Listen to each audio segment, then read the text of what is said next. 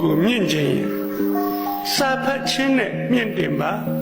စိတ်ကောင်းရှိခြင်းဖြင့်မြင့်တင်ပါမစ္စာရီဖတ်ရင်တော်မှာပေါ့စိတ်ကောင်းမရှိရင်တော်ပြီမဲ့လို့မမြင့်ပါဘူးတော်ပြီးတော့အကျင့်မကောင်းရင်အဲ့ဒီလူတွေကလောကအတွက်ကောင်းကျိုးမရှိအန္တရာယ်တောင်ပေးနိုင်ပါလေလူတိုင်းကိုပြောချင်ပါတယ်စိတ်ကောင်းရှိကိုတူချင်းဘဝအတွက်လည်းစိတ်ကောင်းရှိရင်မြင့်မားပါလိမ့်မယ်လူတိုင်းကချစ်ခင်လိမ့်မယ်ယုံကြည်လိမ့်မယ်လေးစားလိမ့်မယ်အားကိုးလိမ့်အဲ့ဒီခါမှာမင်းပါလို့အောင်မြင်လိမ့်ရောက်တဲ့နေရာမှာစိတ်ချမ်းသာလိမ့်ပျော်ရွှင်လိမ့်ကောင်းတဲ့စိတ်ကလေးထားချင်လောဘဒေါသမာနမကြည့်သူများကိုကူညီပါစောင့်ရှောက်ပါလှူဒန်းပေးကမ်းပါ